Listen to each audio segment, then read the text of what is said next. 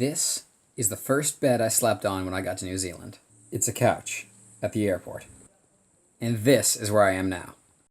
But how did I go from airport bench to real bed and pick up a job along the way in only 2 months? Well, buckle your seatbelts, ladies and gentlemen, because this is Ben Feldmate's How Did I Get From There to Here in Only 2 Months vlog, as told by sick pics and sweet vids, and set to awesome gypsy jazz because man do I love the music of the Balkans.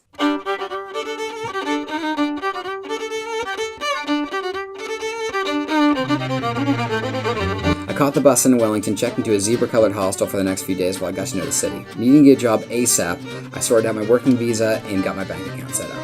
After a few days of wandering around and dealing with bank stuff, my Kiwi friend Holly, who I was going to spend Christmas with, introduced me to her friend Louise, whose mother, Penny, takes in woofers to help clean her house and apartments in exchange for eating great food and having a place to sleep. Definitely an improvement over the airport couch. I really appreciate Louise's family's hospitality, and I know some people love Wellington, but honestly, I felt like a puzzle piece that had been put away in the wrong box, and I needed to leave. But then again, that's the beauty of traveling in the first place. Hug Penny goodbye, get on one of the most beautiful ferries in the world, and land in Picton just a few hours later. Things started to feel better right away. I walked along the beach, went for a bike ride, cleared my head, saw mountain tops from a beautiful hike, and after a few more days of that, I started hitchhiking to Nelson. First guy to pick me up had actually been to Nova Scotia. The next guy had worked in the vineyards that we were driving past. The third guy was a German gent who picked up me and the two Russian girls waiting at the same stop. The ride to Nelson was long, and the four of us became friends. We decided to go for coffee once we got to the city. And not 50 meters from the car, we discovered this beauty. I know, it's too good to be true, right? This is the first real sign that Nelson just might become my new home. It turned out the three of them were already going to go hike the Abel Tasman track, and they invited me to come along. We stayed at Old MacDonald's farm at the trailhead, and it turns out that on this farm he had some llamas. Go figure. It was a beautiful adventure, and overall too soon. I hitched back to Nelson and met up with my Canadian buddy Shannon, and together we hitched to Takaka just in time to visit the River Freedom Camp and get to Holly's Christmas family party. This is the first time I've met any of Holly's family.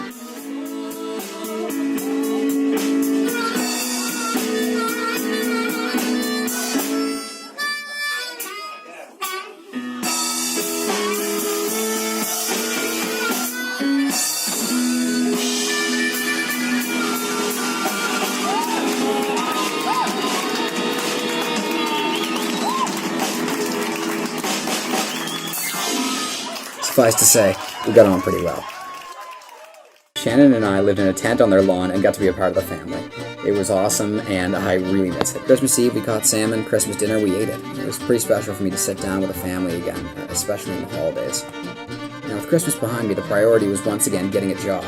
Holly's mom, Pam, found as many phone numbers as she could for the local orchards that might need fruit pickers, and wrote them on this newspaper for me.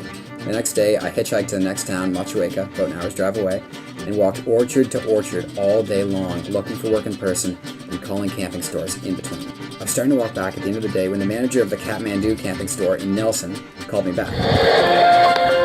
It was a windy day, and to understand him on the phone, I had to run underneath this bridge so I could have a professional and civilized conversation. Talked for a while, I sent him my CV, and I hitched back to Nelson to meet him in person just a few days later. Set up an interview, it went really well, and exactly 1 month after I landed here, I got the job.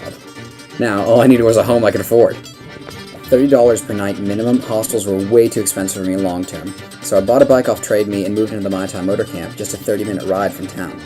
$10 a night, including fridges, stoves, bathrooms, set in a beautiful valley next to a river and mountains, couldn't really get much better.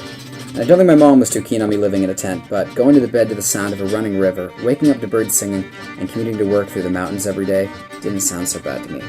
Not to mention I was sleeping literally 100 meters from the trailhead of some of the world's best mountain biking tracks, and my neighbor Harold was a hedgehog. I lived in Mai Tai very happily for about 3 weeks, hiking, biking, and stretching the last of my finances as far as they could go to make it to a paycheck just in time. Life was good. I was just barely making it, but life was good. Now, Kathmandu turned out to be an awesome fit for me, but then again, their slogan, "Live the Dream," is literally what I've been saying forever, and essentially I get paid to hang out with awesome gear and talk to people about adventures, so it makes a lot of sense that I'd have fun there. One of the staff members, David, who knew I lived in a tent, asked me if I'd like to rent a room in his house with his family for the same price as the campground. Couldn't believe the opportunity, and 2 days later, he was helping me pack my life into the back of his van for the move. The commute is a bit farther, an hour each way to and from work, but honestly, I don't really mind it. And now, with a paying job, warm and comfortable place to shower and sleep, and all the biking, hiking, and rock climbing I can fit in, I could finally say that I found my new home. And that is how I got from there to here.